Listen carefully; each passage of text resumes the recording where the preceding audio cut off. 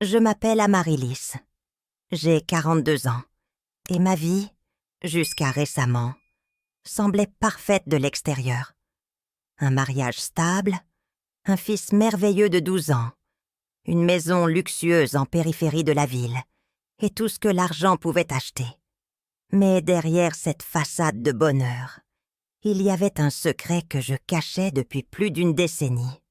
Une relation clandestine avec Alejandro, le chauffeur de la famille.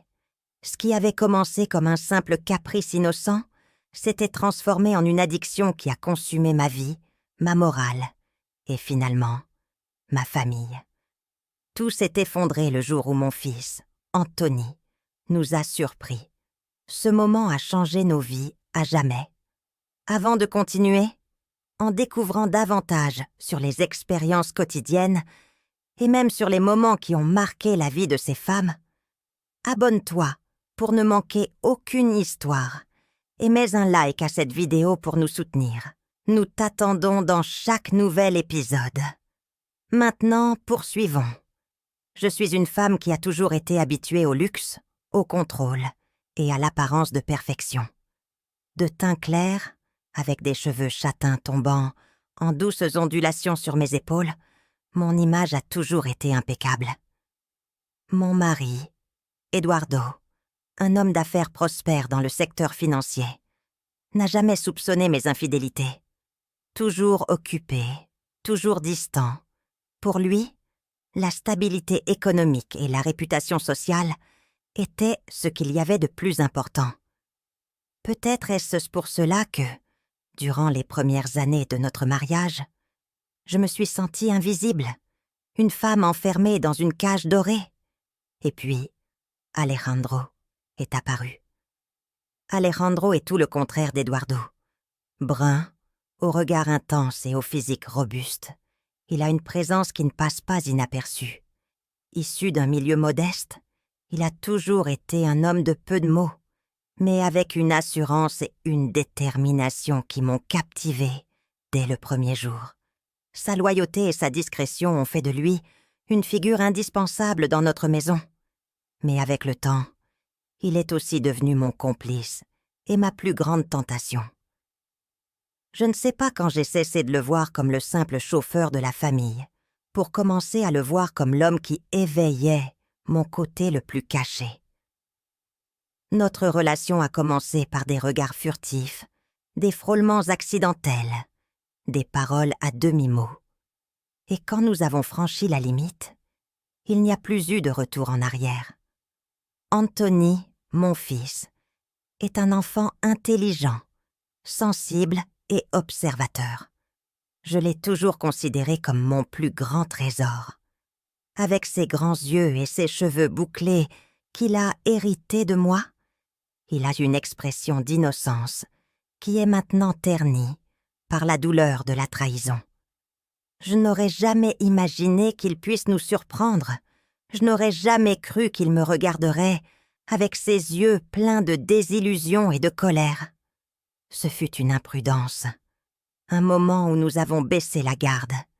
Et en un instant, tout s'est écroulé. Son visage s'est déformé en une grimace d'horreur et d'incompréhension, et son cri étouffé résonne encore dans ma tête aujourd'hui. Le monde que j'avais construit s'est effondré sous mes yeux. Eduardo l'a appris peu après, et, sans un mot, sans discussion, il a pris une décision radicale, le divorce. Alejandro a disparu de nos vies, laissant derrière lui un vide impossible à combler. Mais le pire n'a pas été de perdre mon mariage, ni ma vie confortable. Le pire a été de voir l'admiration dans les yeux de mon fils se transformer en mépris. Alejandro est entré dans nos vies il y a 11 ans. Mon mari, Eduardo, l'a embauché comme chauffeur personnel après que son entreprise ait prospéré et que nous ayons eu besoin de quelqu'un de confiance pour conduire nos voitures et emmener Anthony à l'école. Alejandro était un homme séduisant, âgé de 35 ans à l'époque, avec un sourire facile et un regard qui semblait voir au-delà des apparences. Dès le début, Il y avait une alchimie entre nous que je ne pouvais pas ignorer. Au début, je l'ai attribuée à la proximité et aux longues heures passées ensemble en voiture. Mais avec le temps, cette tension est devenue impossible à contenir. La première fois que j'ai cédé à la tentation, c'était lors d'un voyage d'affaires d'Eduardo. Alejandro m'a emmené dîner dans un restaurant en périphérie de la ville. Et après un repas rempli de rires et de regards complices, nous avons fini dans un motel. Ce fut une nuit pleine de passion et d'adrénaline, mais aussi de culpabilité. Je savais que je trahissais Eduardo, mais l'excitation de l'interdit m'a rendu accro. Alejandro et moi avons commencé à nous voir en secret, profitant de chaque occasion pour être ensemble. Dans le garage de la maison, dans la voiture pendant qu'Anthony était à l'école, dans des hôtels de passage quand Eduardo voyageait. Pendant des années, j'ai mené une double vie. Avec Eduardo, j'étais l'épouse dévouée et la mère exemplaire. Avec Alejandro, j'étais une femme libre, remplie de désirs et de passion que je ne pouvais pas exprimer dans mon mariage. Alejandro était aussi marié, mais sa relation avec sa femme, Mariana, n'était pas heureuse. Nous justifions tous les deux notre infidélité en nous disant que nous méritions d'être heureux, même si cela signifiait blesser ceux qui nous entouraient. Il y a eu des moments où j'ai essayé de mettre fin à ma relation avec Alejandro. La culpabilité me consumait, surtout quand je voyais Anthony jouer avec Eduardo dans le jardin, ou lorsque Mariana me saluait avec un sourire lors des réunions familiales. Mais chaque fois que j'essayais de m'éloigner, Alejandro trouvait un moyen de revenir dans ma vie. Un message, un appel au milieu de la nuit, un regard chargé de désir pendant un trajet en voiture. C'était comme une drogue, et j'en étais dépendante. Tout s'est écroulé un samedi après-midi. Eduardo était parti jouer au golf avec des amis, et Anthony était dans sa chambre, censé faire ses devoirs. Alejandro et moi avons profité de l'occasion pour être ensemble dans le bureau de la maison. Nous pensions être en sécurité, que personne ne nous trouverait là. Mais nous n'avions pas pris en compte la curiosité d'un enfant de 12 ans. En plein moment intime, nous avons entendu la porte s'ouvrir. Nous nous sommes éloignés rapidement, mais il était trop tard. Anthony se tenait sur le seuil, les yeux remplis de confusion et de douleur. « Qu'est-ce que vous faites ?» a-t-il demandé d'une voix tremblante qui m'a brisé le cœur. Je ne savais pas quoi dire. Alejandro a essayé d'expliquer, mais ses mots sonnaient, creux et faux. Anthony s'est enfui en courant, et j'ai su que notre vie ne serait plus jamais la même. Ce soir-là, Anthony a tout raconté à Eduardo. Il n'y a pas eu de cris ni de reproches, seulement un silence lourd et douloureux. Eduardo m'a regardé avec un mélange de déception et de tristesse que je n'oublierai jamais. « Depuis combien de temps ?» a-t-il demandé d'une voix à peine audible. Je lui ai dit la vérité, bien que chaque mot me brûlait comme du feu. Eduardo n'a rien dit de plus. Il est simplement parti de la maison et n'est revenu que le lendemain, avec les papiers du divorce. Alejandro a aussi dû faire face aux conséquences de nos actes. Mariana a découvert la vérité, et bien qu'elle ait essayé de sauver leur mariage, la trahison était trop grande pour être pardonnée.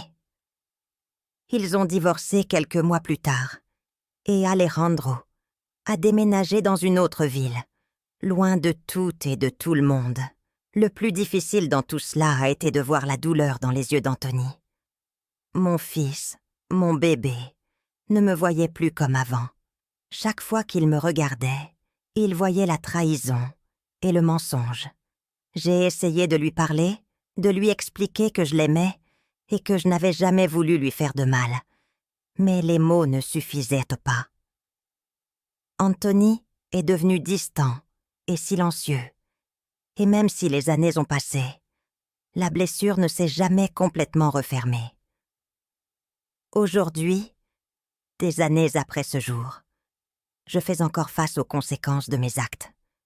Eduardo s'est remarié et semble heureux, bien que je sache que notre histoire l'a marqué à jamais. Alejandro et moi avons perdu contact, et bien que je pense parfois à lui, je sais que notre relation était une erreur, qui a coûté trop cher. La seule chose qui me permet de tenir, c'est Anthony. Bien que notre relation ne soit plus jamais la même, j'ai travaillé chaque jour pour regagner sa confiance et son amour. Je sais que je ne peux pas changer le passé, mais je peux tout faire pour être une meilleure mère et une meilleure personne. Ce que mon fils a vu ce jour-là a changé nos vies à jamais. Ce fut un rappel brutal que les décisions que nous prenons, aussi insignifiantes qu'elles puissent paraître, peuvent avoir des conséquences dévastatrices. J'ai appris que le bonheur ne se trouve ni dans le mensonge ni dans la trahison, mais dans l'honnêteté et l'amour véritable. Bien que le chemin vers la rédemption soit long et difficile, je suis déterminée à l'emprunter, car au bout du compte, la seule chose qui importe, c'est l'amour de mon fils et la possibilité d'un avenir meilleur. C'est ainsi que nous arrivons à la fin de ce récit captivant. Nous espérons que vous avez apprécié chaque mot de cette histoire. N'oubliez pas de vous abonner à notre chaîne et de partager cette vidéo. Merci de nous avoir regardés